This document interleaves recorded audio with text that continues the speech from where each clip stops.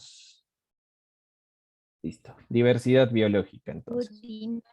Balota 10. Escuché una voz. ¿Quién está penando? ¿Es la panda? No creo. Esa mujer debe estar durmiendo. No, no es la panda. Listo. Muy bien.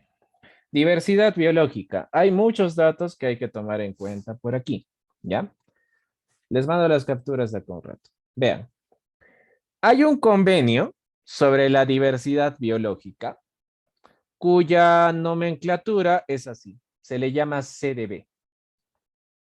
Mira, ¿por qué te estoy haciendo hincapié en esto? Porque cuando venían estos temas a examen antes, cuando venían a examen antes y cuando eran casi unas 20 balotas de ecología, lo que nos preguntaban, por ejemplo, eran, ¿qué significa esta cosa? ¿Qué significa el CDB?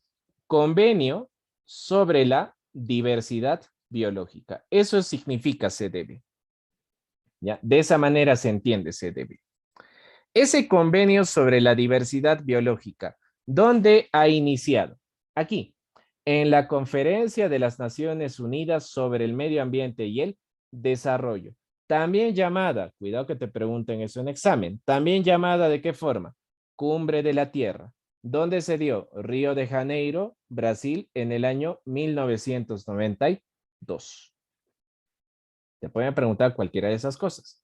Convenio sobre la diversidad biológica, Conferencia de las Naciones Unidas sobre el Medio Ambiente y el Desarrollo, Cumbre de la Tierra, Río de Janeiro, Brasil, 1992.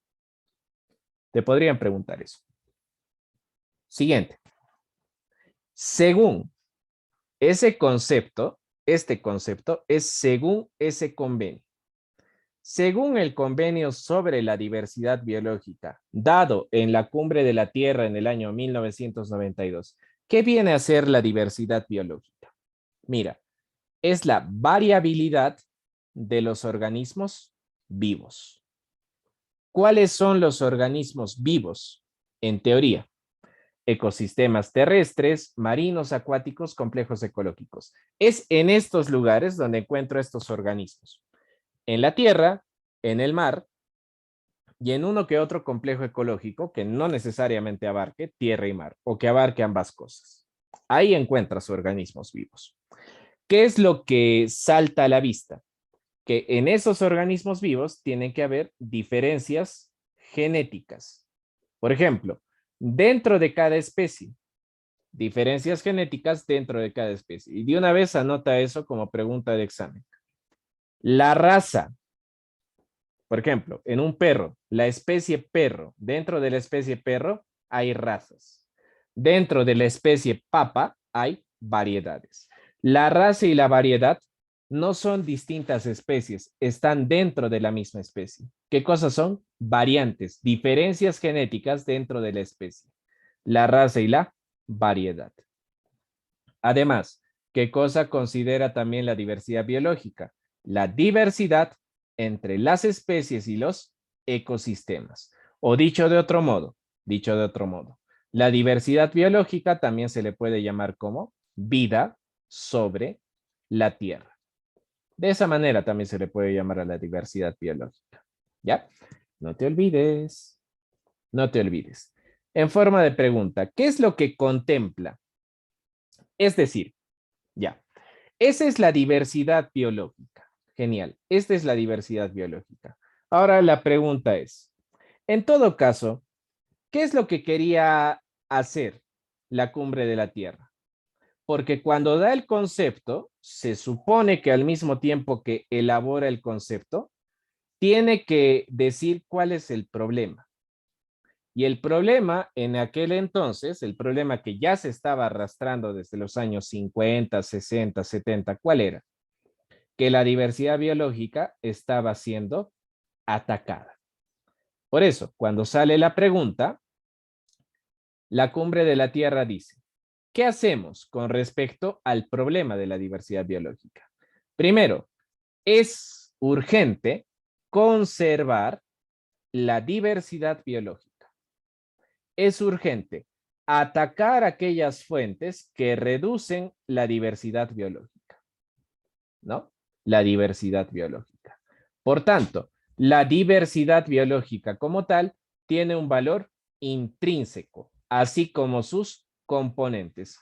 tiene 4 componentes la diversidad biológica. Si quieres, me adelanto. 4 componentes. La diversidad genética, la diversidad específica, la diversidad ecosistémica y la diversidad cultural. Los 4 componentes de la diversidad biológica. ¿Ya? Ahora, lo que nos pide, lo que te pide la cumbre de la Tierra, bueno, lo que pedía, era preservar, conservar. Yo recuerdo que justo en esa pregunta fallé cuando estaba en CEPRO ordinario y a causa de esa cosa no ingresé por CEPRO y terminé ingresando por admisión. ¿Cuál era la pregunta? Incluso tengo mi examen, hasta le sacaría foto. La pregunta decía, ¿no? Algo así era. Si la sociedad quiere, si la sociedad quiere que la diversidad biológica se mantenga para las generaciones futuras, haciendo un uso responsable y sostenible de las mismas, entonces, ¿eso es conservacionismo o eso es proteccionismo? La respuesta era conservacionismo, ¿no? ¿Por qué? Porque conservación, dicho de otro modo, no significa guardar bajo 7 llaves. Conservar significa hacer un uso responsable de la diversidad biológica. O tal y como dice aquí, preservar la diversidad biológica de manera sostenible, ¿no? Es decir, de modo que no se esté causando disminución de la diversidad biológica a largo plazo. De esa forma, ¿no? Esto se sobreentiende también como para las generaciones futuras. También se sobreentiende de esa manera. ¿Ya? Eso es entonces lo que intenta hacer la Cumbre de la Tierra todavía en el año 92. ¿Ya? Todavía en el año 92. Listo. Actualmente, hasta el año pasado, año de la pandemia, se tenía un plan estratégico para la diversidad biológica, 2011-2020. Tengan cuidado con esto porque en vuestra ficha está incompleta la información. Yo ya lo completé. Aquí en la diapo está completa. Ese plan estratégico para la diversidad biológica 2011-2020, ¿qué cosa contempla? Las famosas metas de Aichi para la diversidad biológica. ¿Por qué metas de Aichi? Porque esto se da en Nagoya, en Japón, el año 2010. Ten cuidado, en CEPRO la información está incompleta. Finalmente, ¿cuándo se decidió que sea el Día de la Diversidad Biológica? Cada 22 de mayo. ¿Ya? Entonces, a manera de corolario, ¿qué es diversidad biológica? La variabilidad, las distintas diferencias genéticas que se observa en los distintos organismos que habitan sobre esta tierra. Eso es diversidad biológica. Esa diversidad se puede ver dentro de cada especie como raza y variedad, se puede ver entre especies y se puede ver entre ecosistemas. Esa diversidad tiene 4 componentes. Componente genético, un componente específico, un componente ecosistémico y un componente cultural que vamos a ver más adelante. ¿Qué era lo que quería la Cumbre de la Tierra? Conservar la diversidad biológica. Por eso decía, hay que atacar a las fuentes que reducen la diversidad biológica. Claro, o sea, en otras palabras, hay que decir a los países, a los países que tienen la mayor parte de la diversidad biológica, que curiosamente el 50% de esos países son tercermundistas, hay que decirle a esos países que reduzcan alguna de sus prácticas, ¿no? Vamos a ver más adelante cuáles. Por ejemplo, la pesca, la extracción, etcétera. Hay que reducir eso, porque si no, esa diversidad va a desaparecer. Por tanto, ¿qué hay que hacer? Preservar, sinónimo, conservar la diversidad biológica, pero de manera sostenible. Es decir, ¿se puede hacer uso de la diversidad biológica? Sí, puedes hacer uso de la diversidad biológica, pero con el fin de que guardes un poquito para las generaciones futuras. Eso es diversidad biológica utilizada de manera sostenible. Lo que quizá es lo contrario de esto, no se los piden en vuestro temario, pero no estaría de más que lo sepan.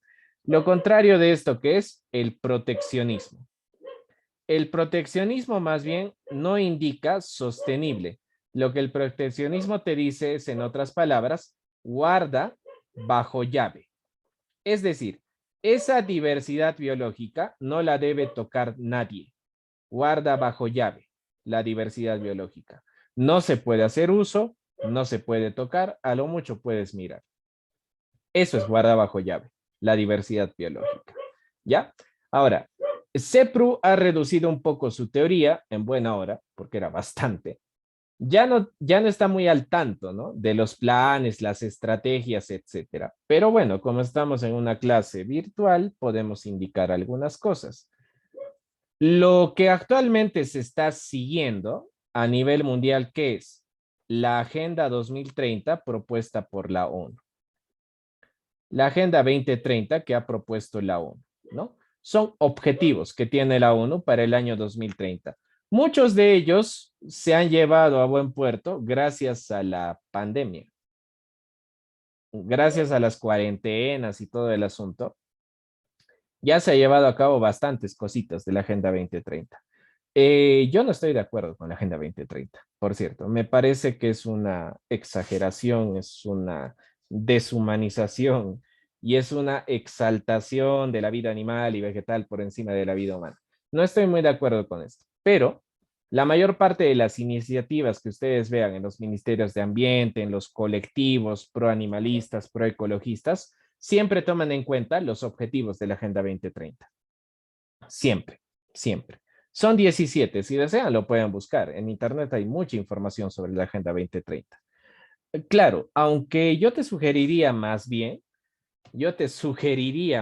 consejo de conejo, consejo de amigo, no solo de docente, de amigo, busca quizá una conferencia que te diga la verdad, ¿no? Sobre la Agenda 2030. No es lo que parece. ¿Ya? Lo dejamos por ahí entonces. No te olvides, Agenda 2030 de la ONU. Listo. Componentes de la diversidad biológica. En primer lugar, la diversidad genética. Es un primer componente, la diversidad genética. Obviamente, ¿cómo se expresa? Son aquellas diferencias dentro del material genético de diferentes especies, ¿no? De diferentes especies. También entre poblaciones, ya sabes que las poblaciones son de igual especie, también entre poblaciones e individuos de la misma especie, ¿no? Por tanto, ¿quiénes juegan un papel fundamental acá? Los genes. Los genes determinan características morfológicas y características fisiológicas. Eso lo van a ver en genética. Raza y variedad y especie son lo mismo. Bueno, para que lo entiendan eso, si yo pongo por acá especie, dentro de la especie, yo puedo tener raza y puedo tener variedad. Raza, por ejemplo, ¿de qué? Raza de perro. ¿Variedad de qué? Por ejemplo, variedad de papa. ¿Ve?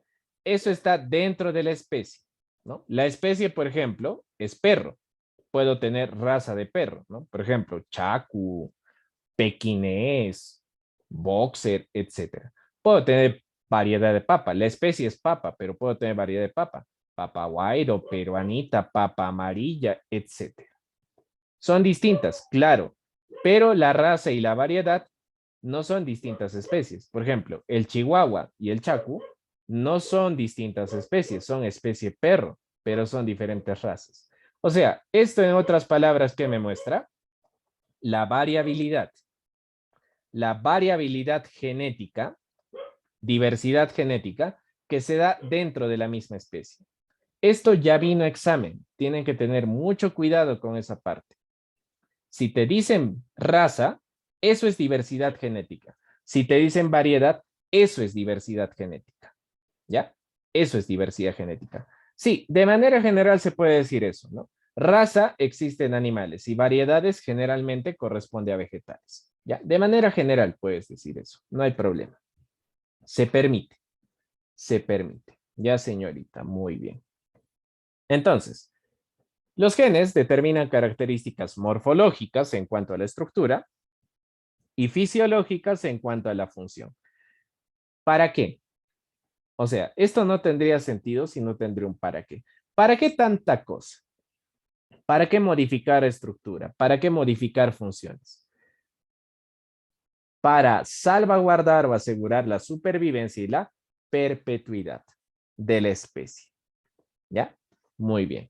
Ahora, como dice por aquí, todo este concepto se relaciona con las variedades y con las razas. ¿Ya? Ya saben los ejemplos.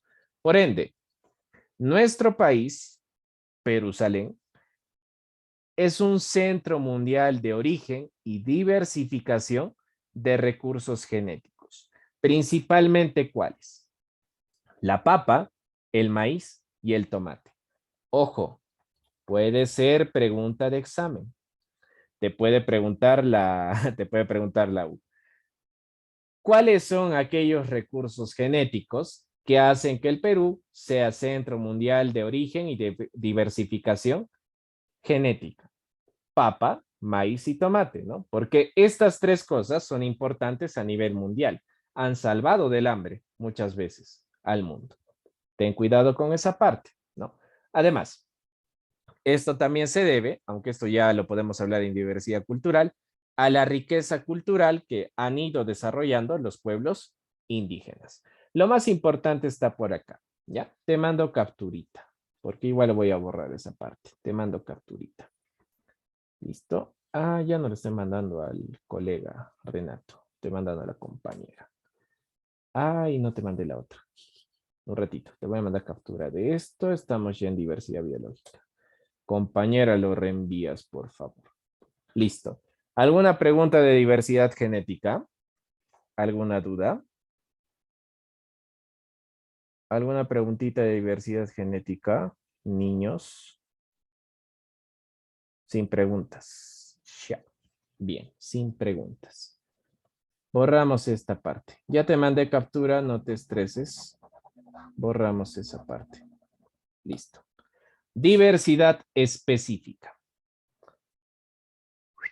Eso ya se refiere a especies. Esto ya se refiere a especies como tal. Especies como tal. ¿Cómo se define la diversidad específica? ¿No? La definición, por ejemplo, que te va a dar la ficha es esta.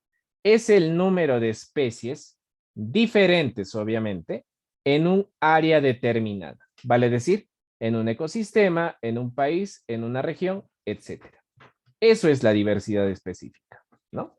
Por tanto, es toda la variedad de especies de diferentes tipos de organismo que habitan en algún lugar, ¿no?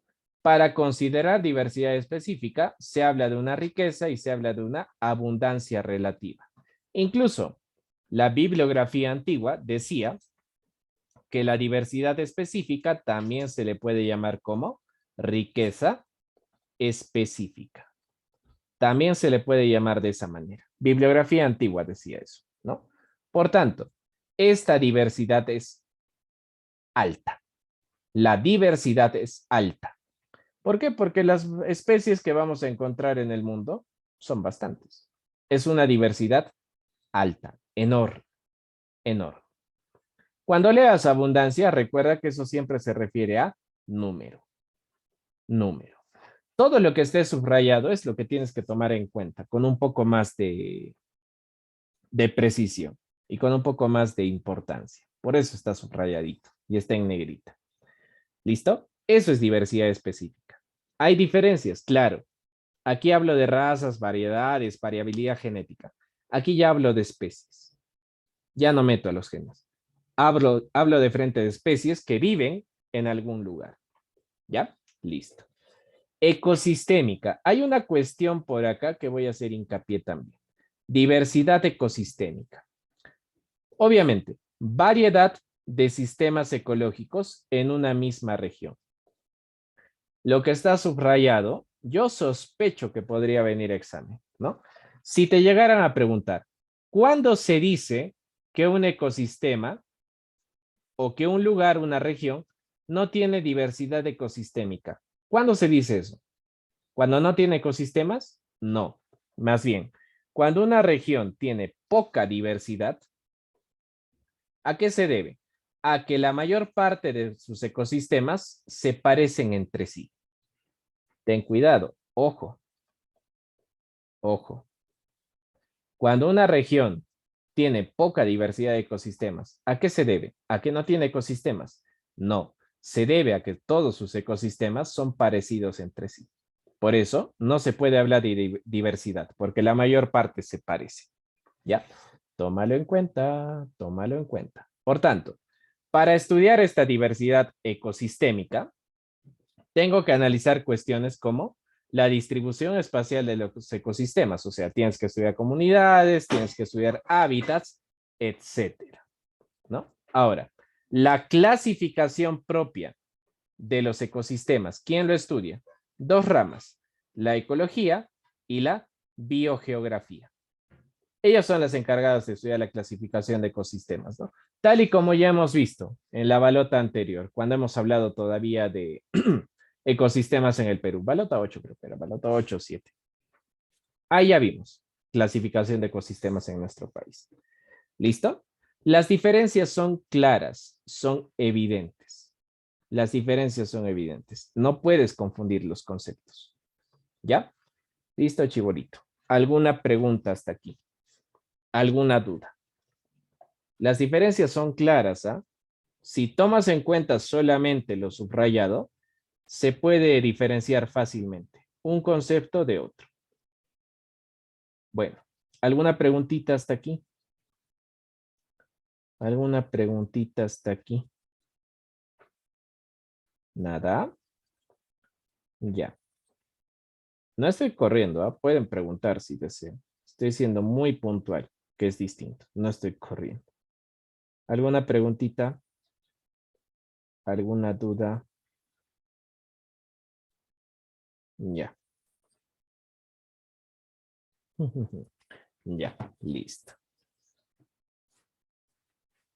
La que se hace un poco más compleja, diversidad cultural. Compleja, ¿por qué? Porque hay que definir qué es cultura. Mira,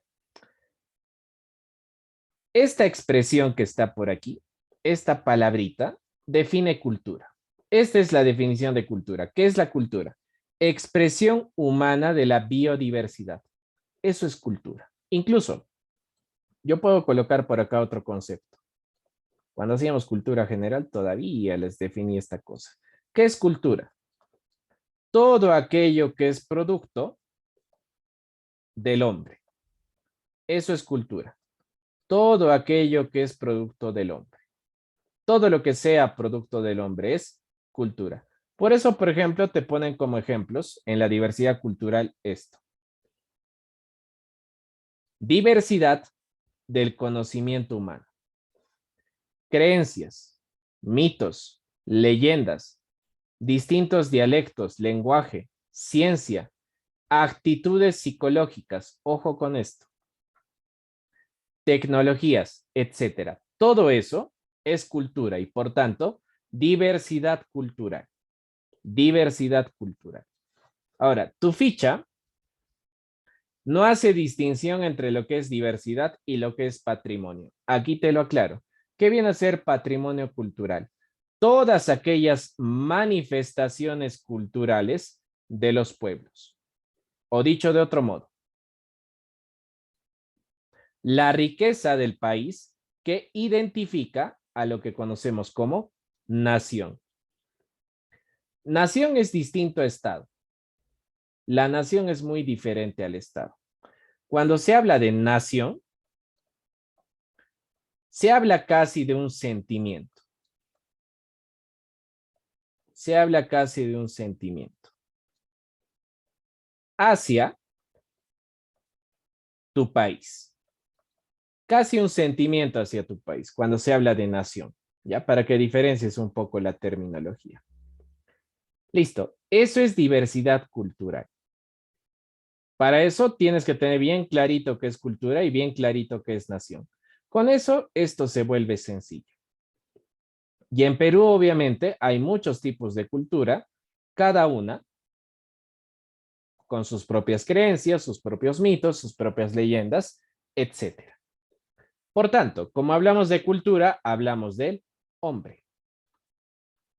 Y como hablas del hombre, tienes que hablar necesariamente de grupos humanos.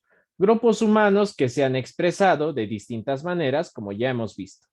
Ahora, lo interesante de la diversidad cultural que es que en algunos casos tiene que ser rescatada, registrada y conservada. Eso es lo interesante. Si yo encuentro una manifestación cultural, lo mejor que puedo hacer ¿qué es? Rescatarla, registrarla, conservarla y, si es posible, transmitirla a las generaciones futuras. Es decir, esa diversidad cultural podría perderse, puede perderse. Si no se transmite, no solamente si no se conserva, si no se transmite, se pierde, ¿no? Si no se transmite, se pierde. Por ejemplo, si nuestros antepasados no nos hubieran transmitido aquella vieja tradición del Corpus Christi, esto ya se hubiera perdido. ¿Ve? O sea, la cultura, ¿cómo sobrevive? ¿Cómo sobrevive? Casi por tradición, entre comillas, casi por tradición.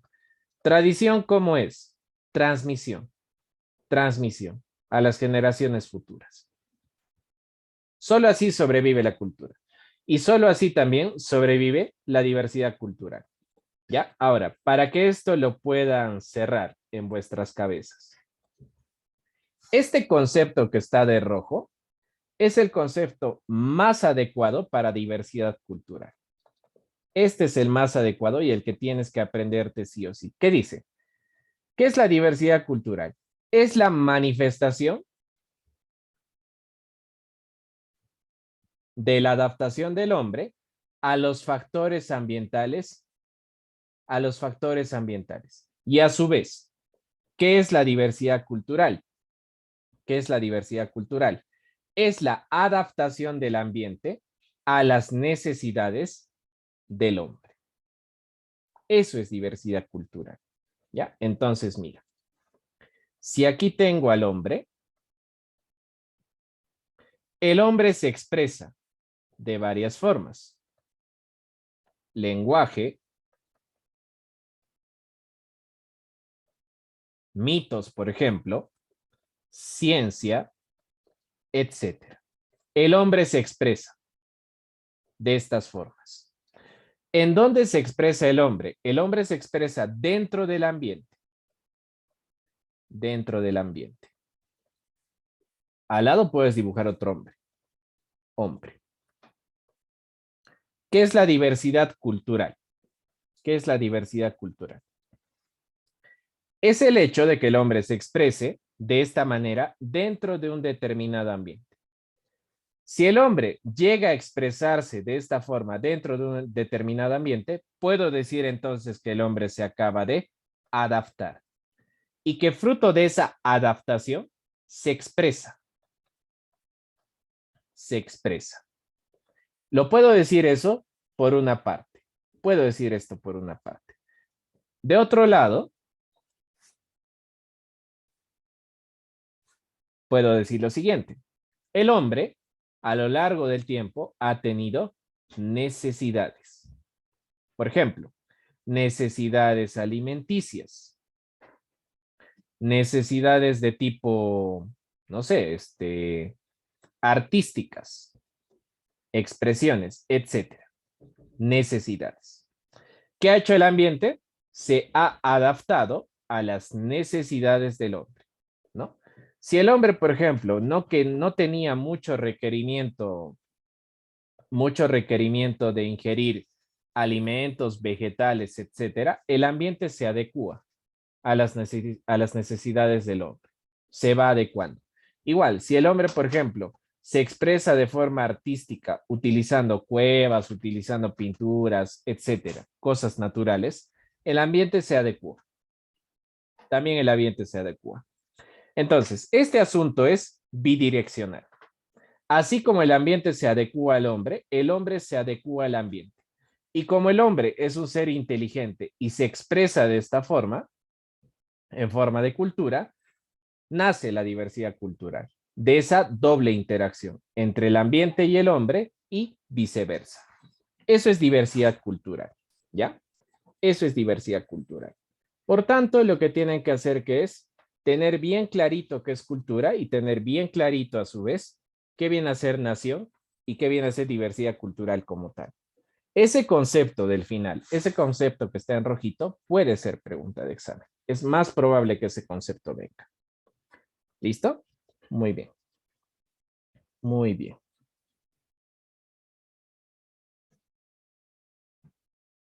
Muy bien, chibolitos. ¿Alguna pregunta hasta aquí? ¿Alguna preguntita hasta aquí? ¿Alguna duda hasta aquí? Ta, ta, ta, ta. Listo. Bien. Eso es diversidad cultural. ¿Ya? Ahora, lo que tocaría hacer, ya va a ser las 9, lo que tocaría hacer es lo siguiente. ¿Cuáles son los beneficios de la diversidad biológica? Llaman de la captura. ¿Cuáles son los beneficios de la diversidad biológica? Mira, creo que con esto vamos a acabar. A ver, vamos a ver. Mira, beneficios de la diversidad biológica. ¿Ya? En primer lugar, la diversidad biológica es la base material para la vida humana. Es decir, la diversidad biológica colabora con mantener la biosfera funcionando. Biosfera ya sabes que viene a ser el más alto grado de organización, el más alto nivel de organización dentro de nuestro planeta, el nivel biosfera, ¿ya? ¿Qué hace entonces la diversidad biológica? Principalmente la diversidad biológica provee de materias primas para satisfacer las necesidades del hombre. Por eso, los beneficios, cuando se tocan, se hablan en función del hombre. Cuando se tocan los beneficios nuevamente, se habla en función del hombre, ¿ya? No en función de nadie más, únicamente en función del hombre. ¿Listo? A ver, dame un rato. Vi algo raro. ¿Me escuchan bien? ¿O está entrecortado? Sí, normal te escucho más, profe. Oh, ya. Ya decía. Bajó un rato en la red. Bueno, existen 4 tipos de servicios, pero hay 2 que son un poco problemáticos. Mira, voy a marcar. Servicios reguladores y los servicios de apoyo o soporte. Esos 2 son los problemáticos. ¿Ya? Los demás son sencillos de deducir, pero esos 2 no, son un poquito problemáticos. Mira primero, existen unos servicios, recuerda que son beneficios, de aprovisionamiento o abastecimiento. Obviamente, como es abastecer, el hombre se beneficia de forma directa de estos servicios, ¿no? Además que posee un valor monetario. Por ejemplo, ¿cuáles? ¿No? El agua potable. ¿Pagas tu recibo del agua al mes? Claro, tiene un precio. Combustible. ¿La gasolina tiene un precio? Tiene un precio. ¿Plantas medicinales tienen precio? Claro. ¿La leña tiene precio? Sí. Todo lo que sea de beneficio directo del hombre es un servicio de aprovisionamiento o abastecimiento. Y cuesta. Los alimentos también cuestan, pero abastecen al hombre, satisfacen las necesidades del hombre, quizás de manera más directa, incluso podrías poner como ayuda. Esto satisface las necesidades primarias del hombre, ¿no? Por ejemplo, alimento, bebida, salud.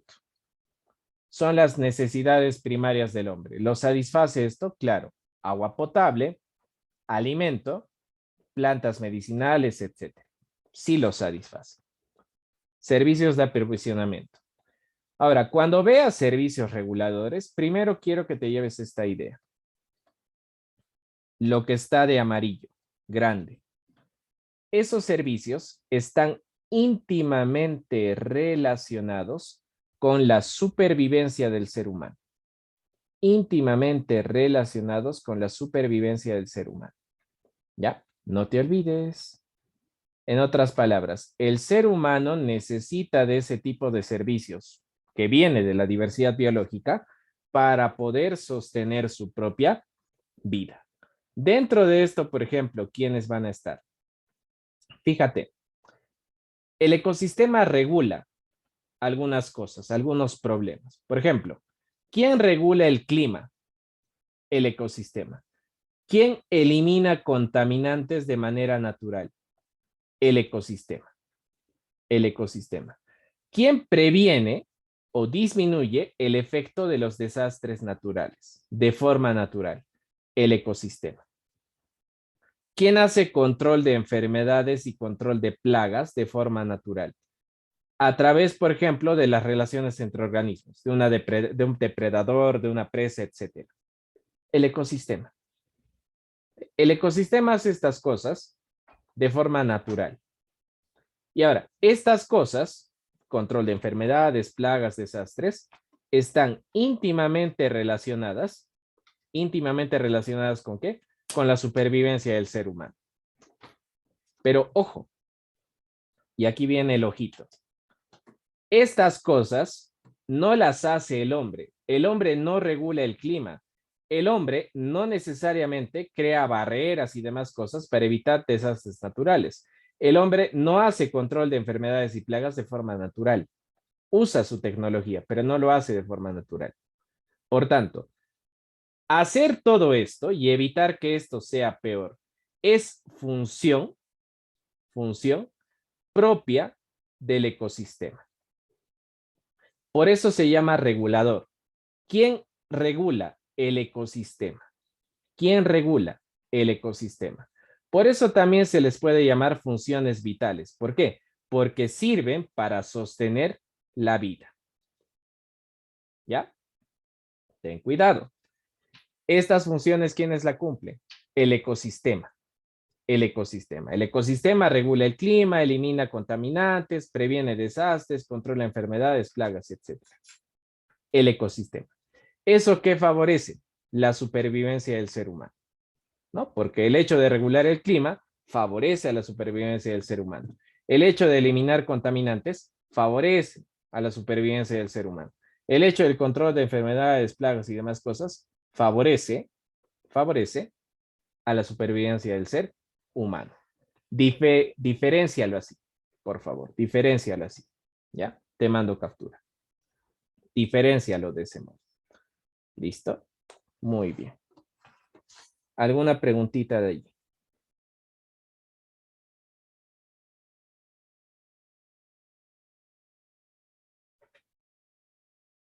¿Alguna preguntita hasta ahí? Todo bien hasta el momento, profe. Ya, por favor, diferencien. Hagan contraste, aunque sea imprímelo esa diapo, no importa. Nadie te va a matar. Yo no te voy a matar, yo no cobro derechos de autor. Haz lo que quieras con tu material. Al final es tuyo. Al final es tuyo. ¿Ya? Ten cuidado con esa parte. Ahora mira por acá. Primero, para hacer un poco de contraste. Cuando te hablen de servicios de apoyo o soporte, la cosa cambia. ¿Por qué? Son funciones también del ecosistema, pero la palabra importante está acá, del ecosistema como tal. O sea, son funciones que hace el ecosistema, pero que no necesariamente impactan directamente sobre la vida humana. Ni siquiera impactan con la relación sobre la vida humana. no hay impacto sobre la vida humana de manera directa, ¿no? O sea, es como que el ecosistema hace eso porque lo tiene que hacer, no porque quiera, no porque quiera, indirecta o directamente, salvaguardar la vida humana. No es por eso que lo hace. No es por eso que lo hace. Por ejemplo, mira, para que quede claro, el crecimiento de las plantas es una función del ecosistema. Ahora, claro, ¿trae beneficio indirecto para el ser humano? Sí, pero es una función del ecosistema, es una función del ecosistema que de manera indirecta favorece al ser humano, pero es propia del ecosistema esa función. Mira, es distinto aquí. El hecho de que el ecosistema regule el clima sí favorece al ser humano de manera directa.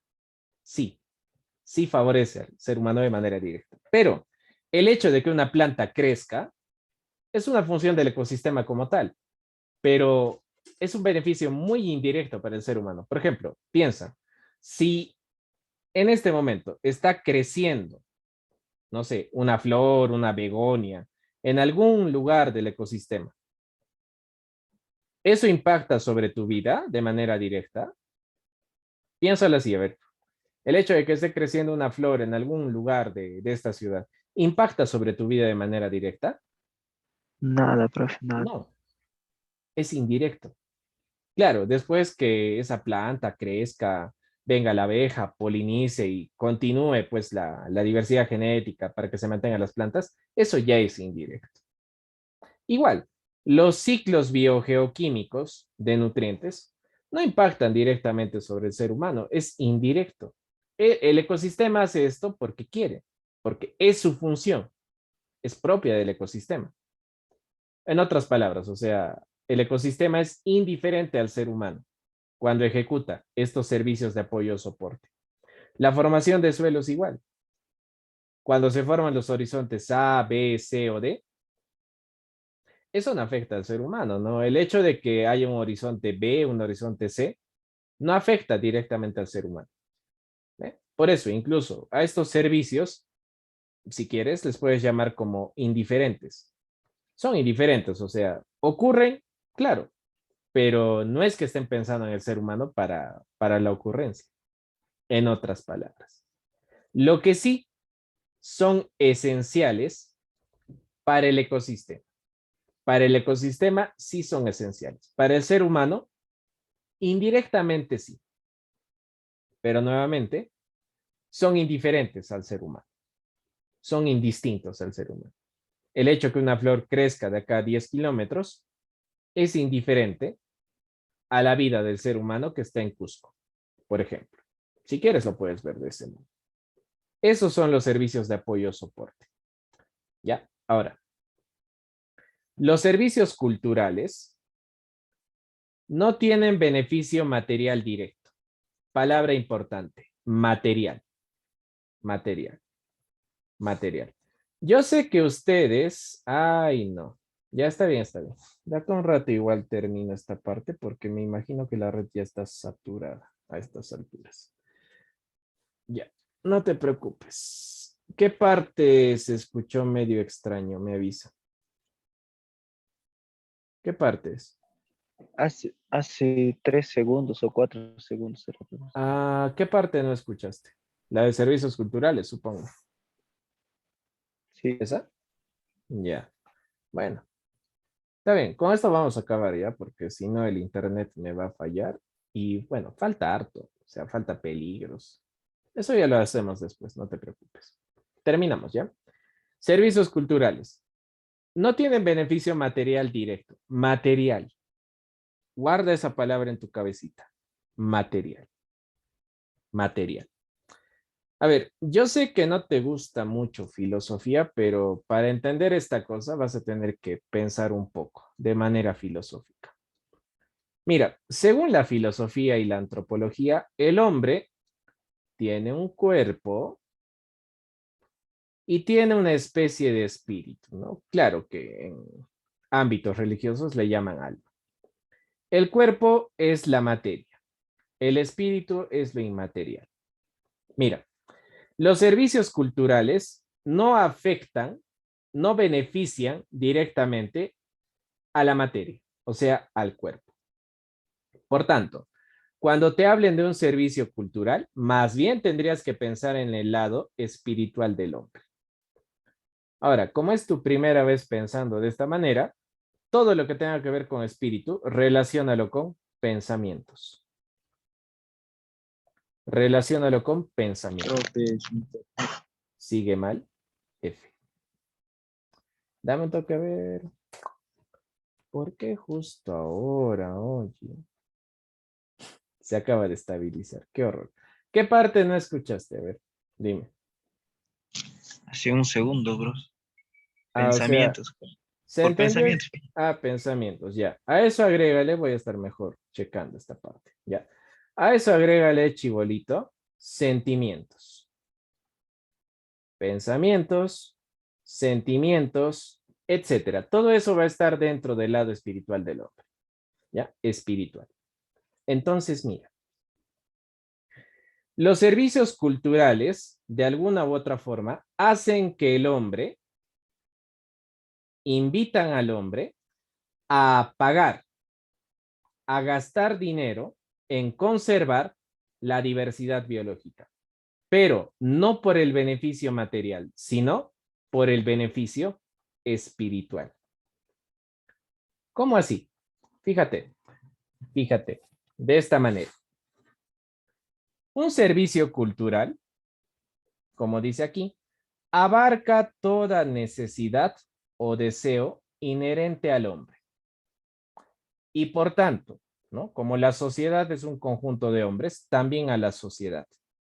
¿Respecto a qué? A lo que estábamos hablando allá de manera filosófica. Respecto al componente espiritual del hombre en cuanto es hombre. O sea, en cristiano. En cristiano. ¿Qué es lo que te quiere decir ese párrafo? Que un servicio cultural apela al lado espiritual del hombre. Al lado espiritual del hombre. No al lado material. Al lado espiritual del hombre. A eso es a lo que se apela. Y como el hombre tiene el lado espiritual, la sociedad como tal también debe tener un lado espiritual. Mira, y ese lado espiritual, ¿cómo se expresa? ¿Me avisan si se va la red? ¿Cómo se expresa ese lado espiritual? Cuando el hombre es capaz de dar valor a las cosas. Valor, valor. Por ejemplo, si, vamos a hablar de este sentido. Si, por ejemplo, tú te enamoraste, si, por ejemplo, tú te enamoraste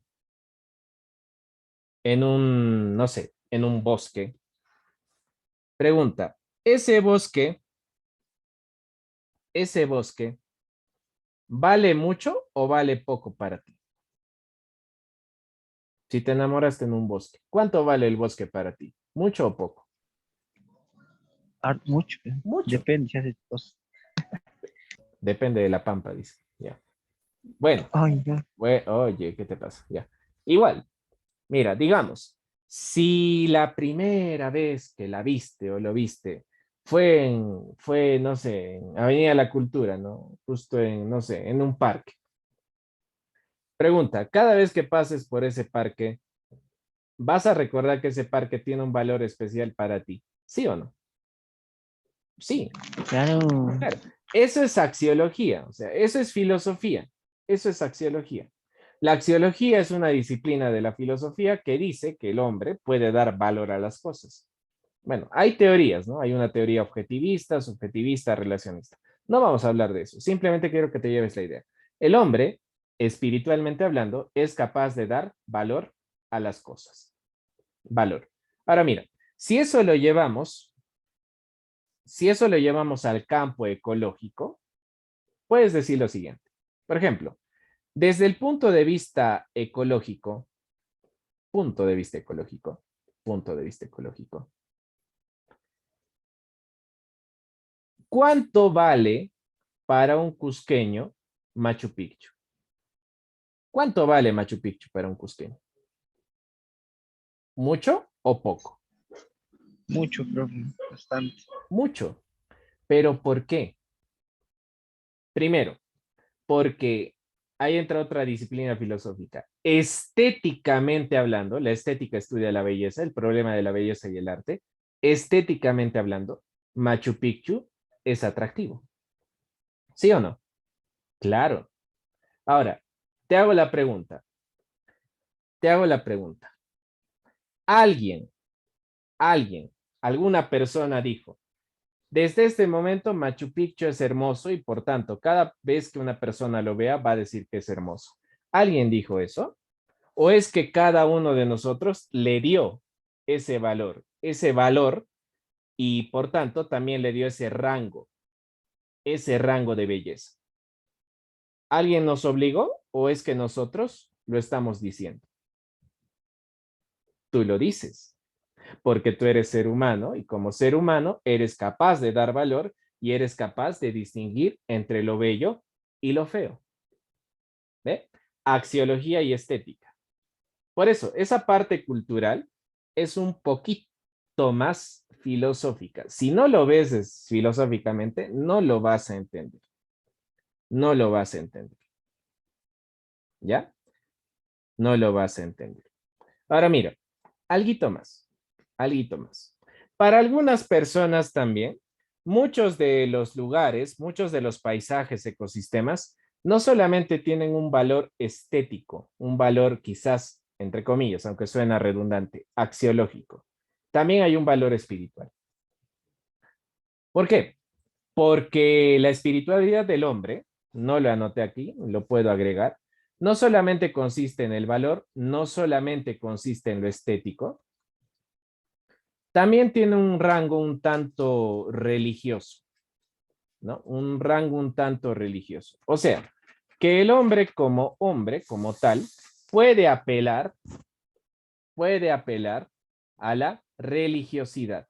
Es decir, puede ser que en alguno de esos paisajes el hombre sienta más cerca a un ser superior, ¿no? Que en este caso podría ser, por ejemplo, Dios, a un ser superior. Por eso, ¿no? Por eso, no quiero inmiscuirme mucho en temas espirituales, pero no es casualidad, te vas a dar cuenta ahora, sobre todo los que tienen alguna creencia o algo, no es casualidad que la mayor parte de las religiones siempre prefiere los sitios altos, las estructuras altas para crear una relación con Dios. No es de extrañar. Es más, parece una tendencia natural, parece una regla. Y eso tiene una explicación antropológica. Pero a lo que voy es lo siguiente.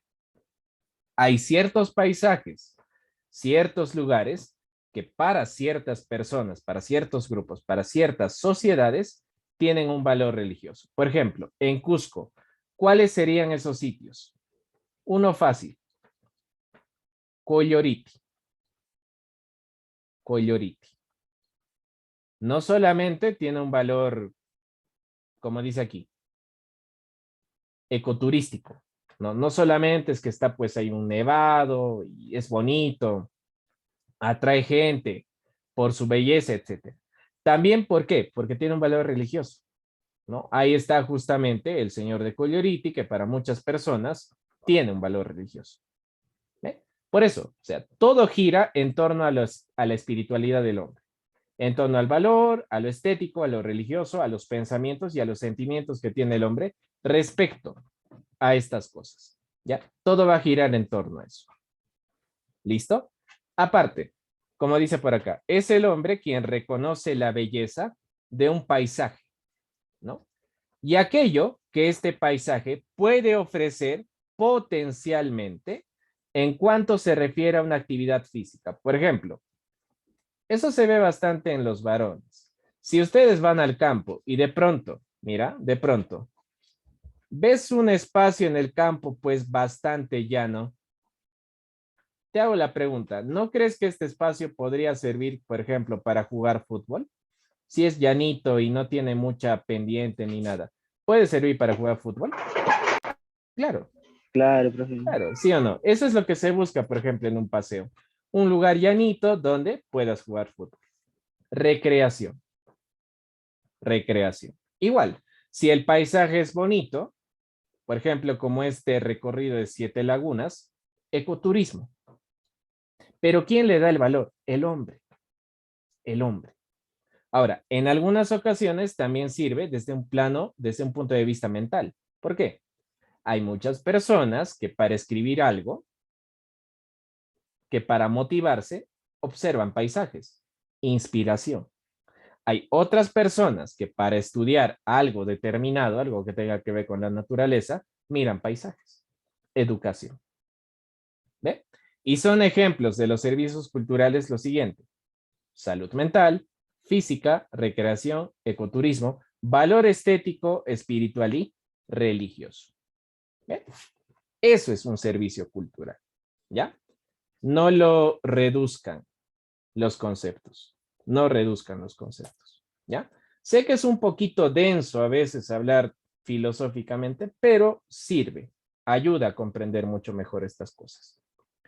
¿Ya? Muy bien, enanitos. Entonces, con eso estamos acabando por cuestiones de señal. ¿Ya?